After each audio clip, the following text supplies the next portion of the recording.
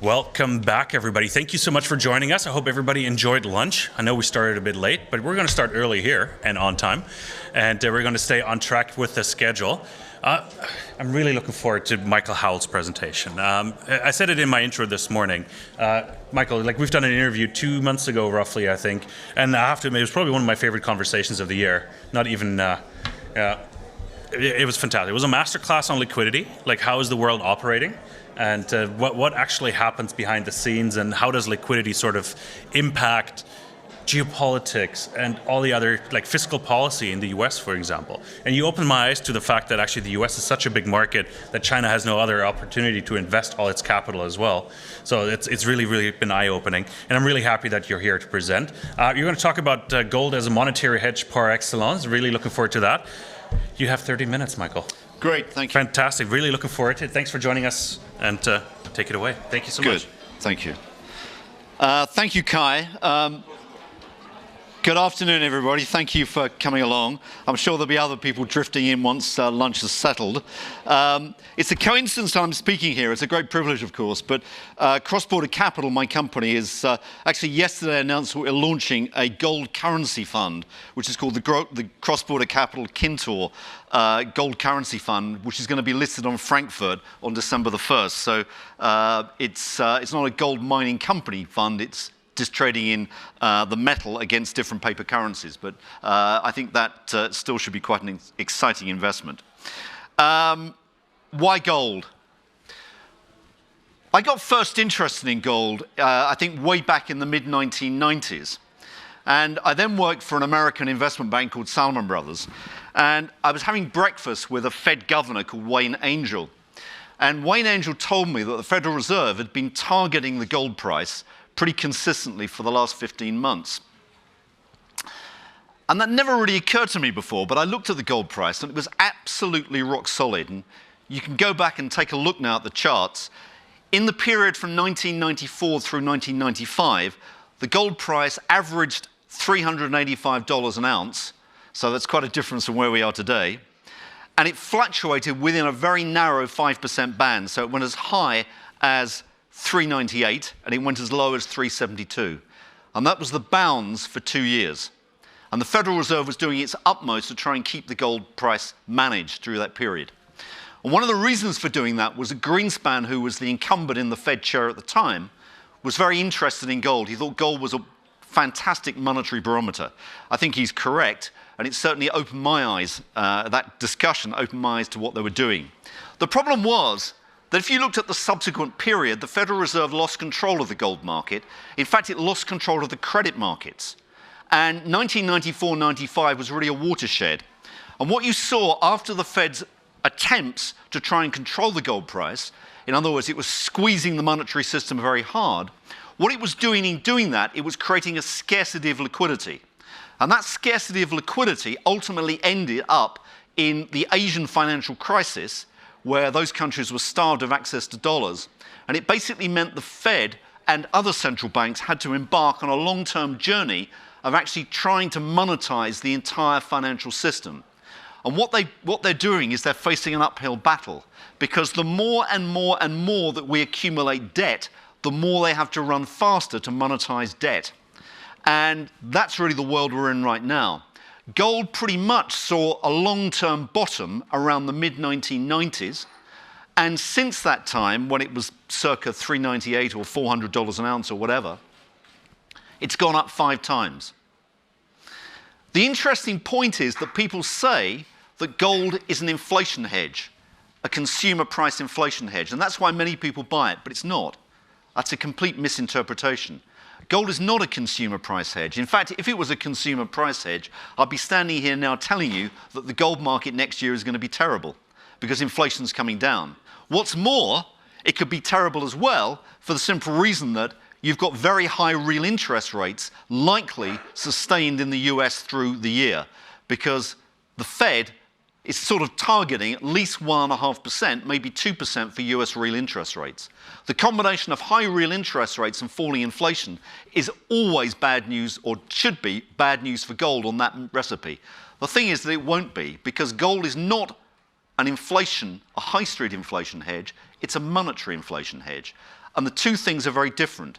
High street prices are composed of two factors. One is cost inflation or deflation, and the other is monetary inflation. What I'm saying is that the high street is likely to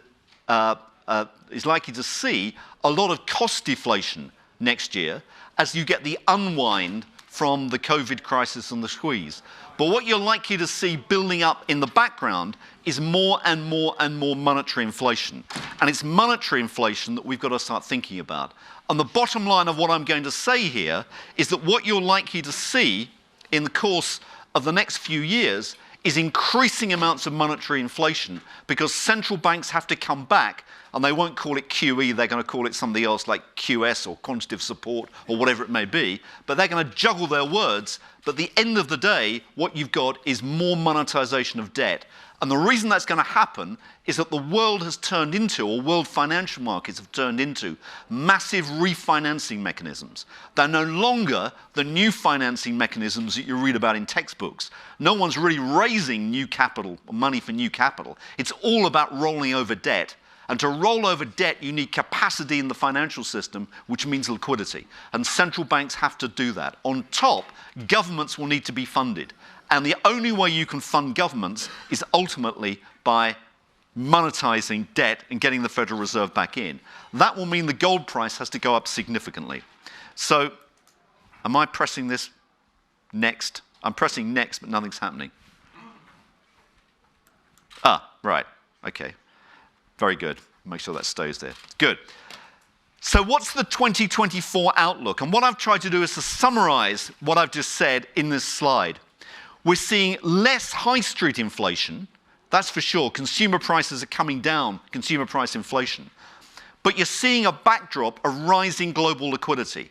And that rising global liquidity is because central banks are increasingly coming back into the equation and putting more money to work. This is not just about the Federal Reserve, although the Federal Reserve is critical. You've got to look globally now at what other central banks are doing. For example, the People's Bank of China, since June of this year, has injected 4 trillion yuan, renminbi, into their financial markets, equivalent to $500 billion US. That is having an effect, viz what's happening to the iron ore price right now. There's clear evidence that the Chinese economy is beginning to turn around. What you're therefore getting with more global liquidity is more monetary inflation, which is a great lift for gold demand. But on the other hand, what you're also seeing is a backdrop where the US dollar is no longer the marginal safe asset in the system. In other words, central banks are not, or certainly outside of the US and the G7, are no longer buying US dollars in the volumes they were. They're starting to move into other assets, such as gold. So essentially, what we're saying is, think liquidity and start thinking that that liquidity is going to migrate into a much, much higher gold price in the medium term. This chart here, or the next 3 charts, are trying to show that something has changed. Something dramatic has changed. Those people that use, let's say, normal fundamental analysis to try and understand the gold market by looking at real interest rates. Here I've used US TIPS as an example, inflation-linked US bonds. This is the yield on them, the real interest rate. And I've looked at that against the gold price. Now, I think you could say probably historically there wasn't a bad relationship. I would argue it wasn't great, but that's what it is.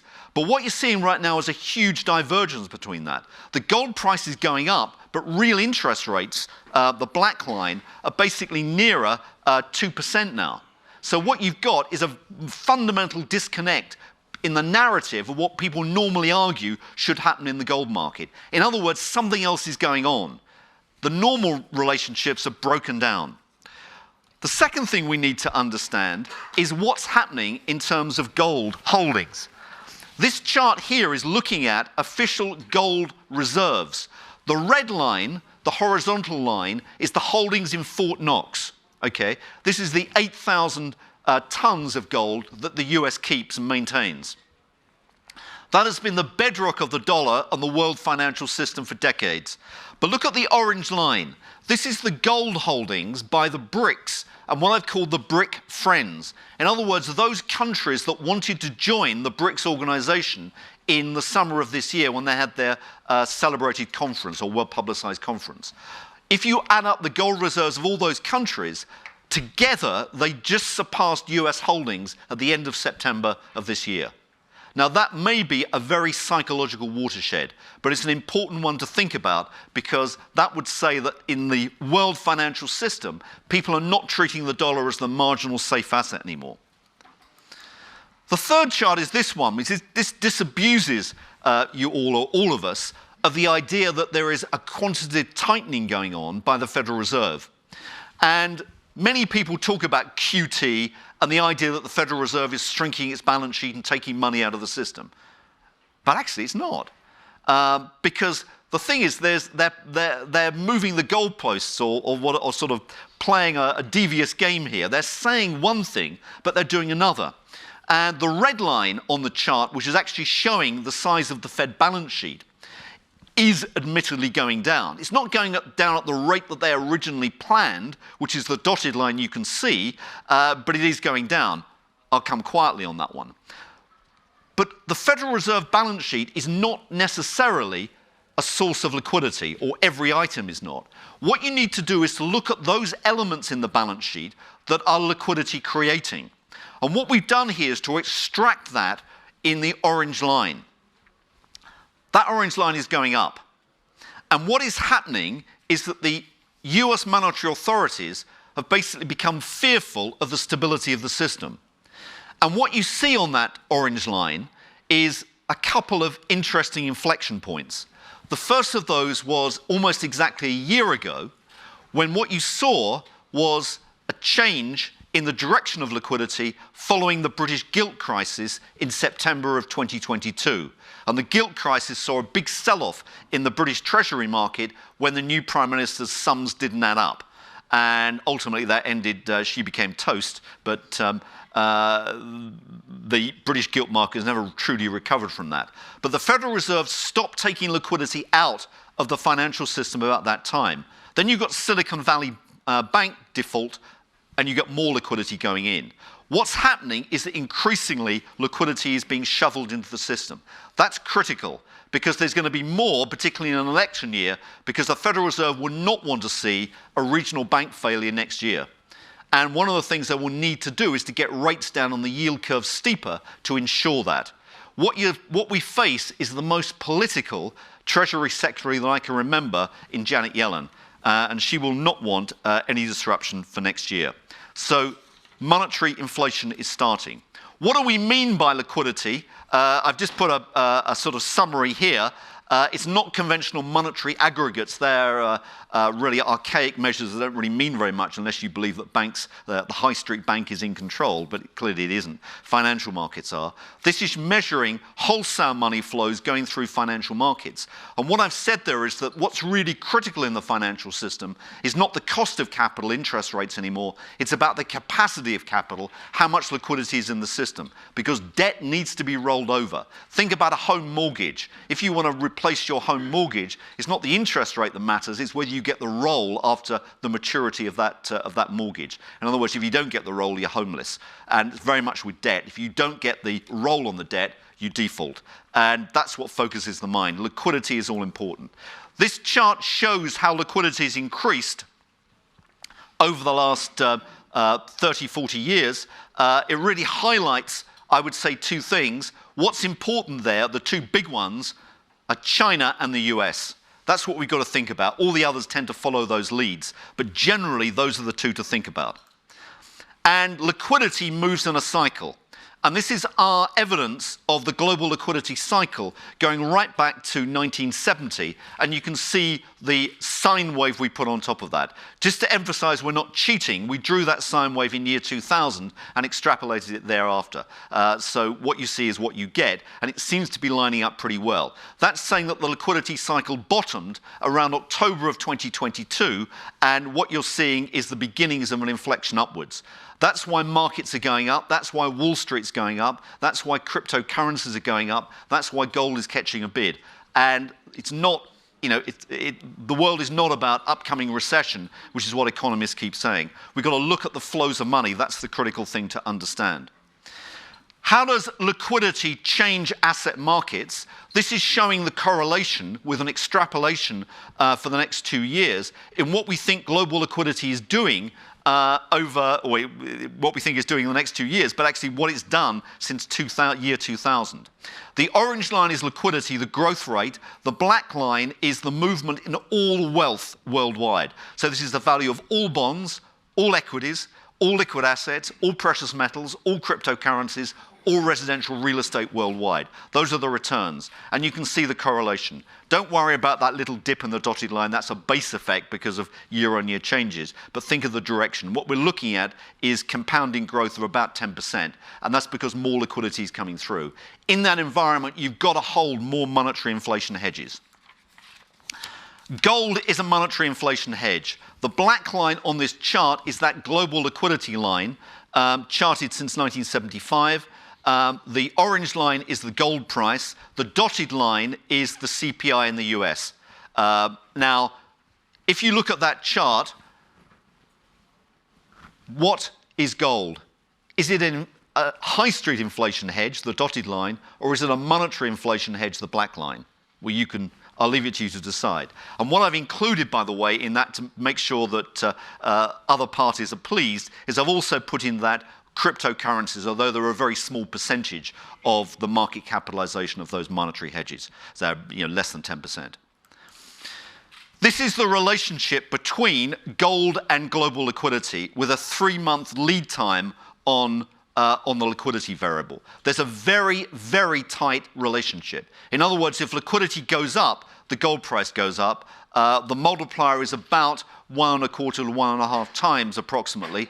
In other words, gold is a leveraged play on liquidity. I'd have to say, hand on heart, that Bitcoin is even more so. The multiplier there is probably nearer 6-7 times. But hey, I'm not here recommending Bitcoin necessarily. But the point being is that gold is the important hedge. And if you look at anyone that's statistically minded, there is a Granger causality test done at the bottom to show there is a rigorous relationship going on there. If you're interested in the crypto space, this is the equivalent of adding gold and crypto onto the same chart. It shows that liquidity drives those assets. And I even put in the window a regression line, if anyone likes regression lines, to show there's a very, very meaningful degree of fit. So what we're looking at here is a backdrop where liquidity is slated to increase. Now, what I'm going to do in the next few slides as I round up here is to say what is going on globally and what is the evidence that central banks are easing. This heat map behind you, if you can get an impressionistic picture of that, it's not some sort of new impressionist art. It's basically a heat map of what central banks are doing. Red means they're tightening. There's the screen. I thought it was behind me. The screen is showing, as you move down, all countries in the world. So there's about 90 countries listed there. And this is a heat map which basically shows the concentration of tightening. Peak tightening occurred, not surprisingly, around about the middle of 2022. And since then, central banks collectively have begun to take their foot off the brake, and some are even touching the gas pedal. So what you're looking at is more liquidity creeping into the system. And that's critically important. One of those, and a very important one of those, is China. Now, China has sort of gone off the radar screen for many people because you're hearing this rhetoric throughout the media about, it's the end of China, Chinese economy crashing, end of the world, no more China, whatever it may be. But actually, what's been happening is that China's response to the COVID crisis was radically different from most other Western countries. And that is that whereas we eased monetary policy, China tightened. And China tightened because it was suffering a very weak yuan or renminbi currency against the dollar. So they tightened. And what that did is it caused their economy to go into, in Chinese terms, a recession. What they're now doing is giving up on the renminbi. They've allowed it to devalue through 7 to the dollar. We think it's going to hit 8, so it's going to weaken further. And the result of that, or it gives them the ability, I should say, to ease monetary policy. The black line on the chart is a rolling average of their liquidity injections into markets over a rolling, I think it's 90-day period. But what it shows is there's been huge liquidity shoved into the system really this year. and that is having an effect on the Chinese economy. The orange line is looking at a nowcast, if you know what that is, but it's sort of a daily plot of what we think the economy is doing, and it's beginning to turn around. But don't evidence that, evidence iron ore prices. They're moving up very substantially. What is the outlook for policy easing in the West, and particularly the US? We've got to come back to debt, and debt is the critical factor. If you look at this chart here, it shows a 200-year history of British and American debt to GDP. The orange line is the US. The grey area is an extrapolation. It's not our extrapolation. It comes from the Congressional Budget Office in the US, a bipartisan body. The CBO, as it's called, is just recalibrating their measures now for another estimate. I reckon that's going to be even worse than this, given what's happened. But broadly speaking, debt is escalating. How are you going to pay for that debt? That's a problem. If you take a look at this chart, the black line is showing the prospective increase in coupon supply, in other words, debt, in other words, notes and bonds in America that are being issued by the Treasury. This is based on CBO estimates. It will be more than this, I guarantee.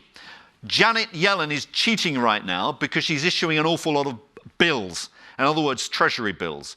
In the next quarter, 72% of American government funding will be bill financed. That goes against the rules. The rule of thumb used to be that it was 80-20 in favour of coupons versus bills. And the more they issue bill finance, as Stanley Druckenmiller said 2 or 3 weeks ago in a celebrated interview, he said, these are the statistics you look at and you think Argentina, not America. And that's the reality. So she's cheating, but she's going to have to come back on course. So there's a lot of debt funding. And the orange line is the Federal Reserve balance sheet. Do you really, really believe it's going to be as low as that? The Fed is going to have to take part in this debt refinancing. They're going to have to. The reason being is that debt means liquidity, and liquidity means debt. And this chart here is looking at the long-term average ratio between debt and liquidity for the advanced economies.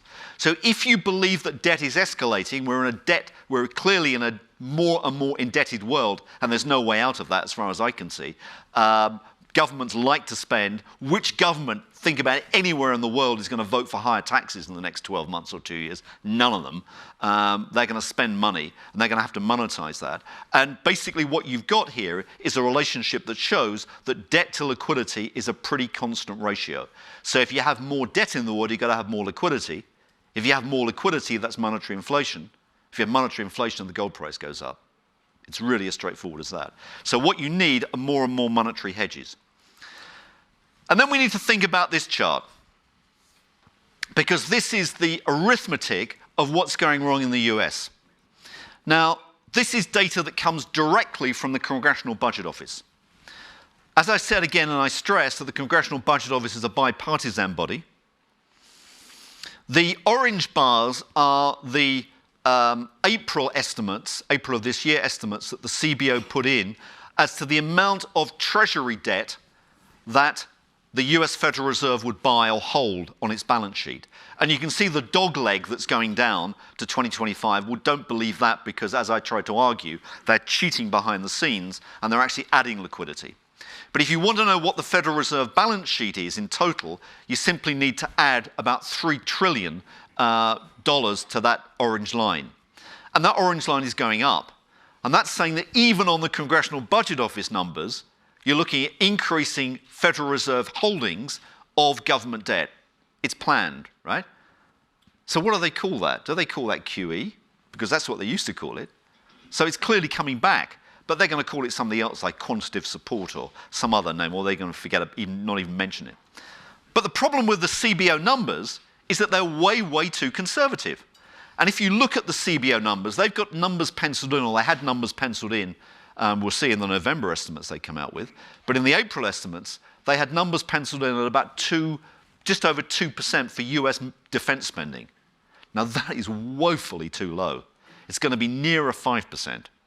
And that 5% is likely to roll on into the future. So if you take simply the defense increase, you don't take any changes in the CBO's estimates of Medicare or Social Security, which, by the way, on most commentators' figures look way too low at the moment anyway. But you simply jack up the defense numbers to something more realistic, you get those grey bars that we show there.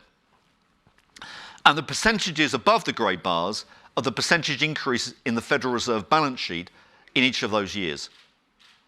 So what we're looking at is double-digit growth in Federal Reserve liquidity coming forward. The Federal Reserve is a major player worldwide. If the Federal Reserve does this, other countries, the Europeans, will do the same thing. They'll just follow the US lead because they won't want currency disruption. And we know what's happening in Japan. They're monetizing, although people keep talking about yield curve control.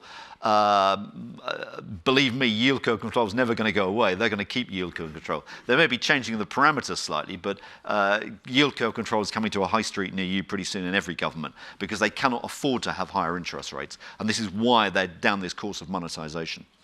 Japan is printing money, it's still printing money. China, as we showed, is printing money.